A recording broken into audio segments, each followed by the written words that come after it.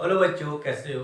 अब बच्चों, आज हम जो है नया टॉपिक डिस्कस करने चाहेंगे, ग्रेविटेशन, क्लास 11 फिजिक्स।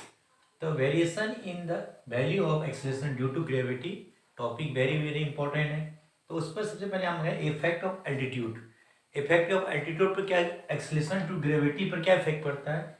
जैसे आपका ये सपोज ये अर्थ है, अर्थ ये हमारा अर्थ है, इसका ये सेंटर है, इसकी रेडियस ऑफ अर्थ क्या है, ये सेंटर ऑफ अर्थ ओ, ये रेडियस है आर। इसे अब जाएंगे तो ये सरफेस है अर्थ का surface, this is the earth surface, earth इसका ये इसका सरफेस। इस पॉइंट पर यदि कोई बॉडी रहे, इसका मास होगा एम, माना कोई बॉडी, इस पर एक मास रखें एम, स्मॉल एम मास है, तो अर्थ का मास होगा एम ई। इन दो बॉडी के बीच ये अर्थ क्या करती, every body attract toward its centre. Earth क्या करती है, अपनी बॉडी को, इस बॉडी कोई बॉडी है इसमें रखा है, तो हम ये स्टडी करना चाह रहे हैं कि जब मास को यहाँ रखेंगे तो इसका वेट कितना होगा, जब इससे ऊपर ले जाएंगे इसका वेट क्या होगा, कितना होगा। इसी से हम कंक्लूजन निकालेंगे कि एक्सेलरेशन ड्यू टू ग्रेविटी में क्या इफेक्ट है, वेरिएशन क्या हो रहा है।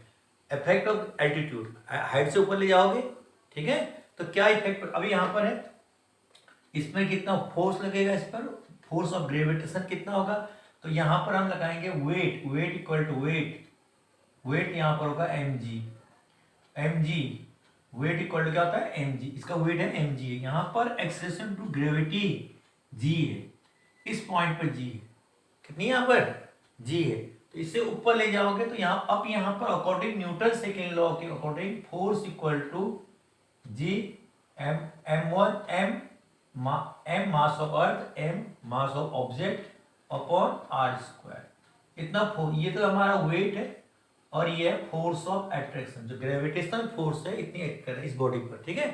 तो ये दोनों क्या होंगे यहाँ पर, इस यहाँ इस पॉइंट पर दोनों सेम होंगे, इक्वल होंगे। तो वेट इक्वल टू क्या लिखेंगे यहाँ पर, वेट कितना M G, small M G, small M G equal to G capital M small M upon R square. M से एम का कैंसिल होगा, यहाँ पर स्मॉल एम कैंसिल करेंगे, G equal to capital G capital M, capital यहाँ पर है, capital M यहाँ पर क्या है, mass of earth, capital M यहाँ पर, स्मॉल एम है mass of mass of object, और कैपिटल एम यहाँ पर है mass of earth, mass of अर्थ, ठीक है। तो अपॉन आर स्क्वायर। तो यहाँ पर ये जो टॉपिक निकालेंगे, यहाँ देखेंगे ये इक्वेशन हम लाएंगे थर्ड। तो यहाँ देखिए, ये हमारा वेट था इस पॉइंट पर, और ये हमारा क्या है, ग्रेविटेशन फोर्स है, दोनों इक्वल होते हैं यहाँ पर, दोनों को इक्वल कर देंगे, इससे जी की वैल्यू निकाली। अब इससे ऊपर अबव जाएंगे, above the surface of earth, इससे अबव जाएंगे अल्टीट्यूड पर, इतनी अल्टीट्यूड पर जितनी अल्टीट्यूड हाइट बढ़ेगी, जी स्मॉल जी की वैल्यू पर क्या इफेक्ट पड़ता है, एक्सेलरेशन ड्यू टू ग्रेविटी पर क्या इफेक्ट पड़ता है। इस पॉइंट पर जाए, सपोज पी पॉइंट पर, तो यहाँ पर इस मास ऑब्जेक्ट को यहाँ पहुंचे, इसकी मास एम होगा, और ये हाइट कितनी एच है। तो सपोज हमने यहाँ पर एज्यूम करेंगे acceleration due to gravity G dash मानेंगे, तो यहाँ पर weight, weight weight of object at P, तो यहाँ पर आपका वेट, जो वेट निकाल, यहाँ वेट होगा वो एम जी डैश होगा। पहले कितना था वेट, सरफेस पर कितना था, एम जी था, और यहाँ पर पहुंचेंगे तो एम जी डैश होगा। अब ये डिस्टेंस बढ़ गई, अगेन फोर्स निकालेंगे, force F dash, G capital M small M upon यहां से यहां तक डिस्टेंस, ऑब्जेक्ट से सेंटर ऑफ अर्थ का डिस्टेंस कितनी, आर प्लस एच हो जाएगा। यहाँ पर ये लिखेंगे आर प्लस एच का होल स्क्वायर, डिस्टेंस का स्क्वायर, यहां से यहां तक का जो डिस्टेंस है वो कितने, आर माइनस एच है। क्लियर। अब ये तो हमने बता, अब हम करेंगे ये क्या, वेट, अगेन ये वेट, इसकी जो वेट होगी यहाँ पर ऑब्जेक्ट की वेट, वो कितना एम जी डैश होगा, ये किसके इक्वल होगा, इस ग्रेविटेशनल फोर्स के इक्वल होगा। तो इसको दोनों को इक्वल कर देंगे, यहाँ पर M G dash equal to G M small M upon R plus H का होल स्क्वायर। क्लियर। ये कैंसिल कर देंगे, तो यहाँ पर जी डैश कितना है, देखिए G dash equal to G M upon R plus H. देखिए यहाँ पर क्या हो रहा है, जी डैश, यहाँ पर जी डैश देखिए, वैसे भी आप देखेंगे जी डैश की वैल्यू डिक्रीज कर रही है, देखिए नीचे वैल्यू बढ़ रही डिनोमीटर, और यहाँ पर केवल आर, यहाँ पर क्या था आर है, आर से यहाँ पर क्या आर प्लस एच है, डिस्टेंस बढ़ रही, तो न्यूमरेटर जब डिनोमीटर में वैल्यू बढ़ेगी तो उसकी वैल्यू क्या हो जाती है, कम हो जाती है।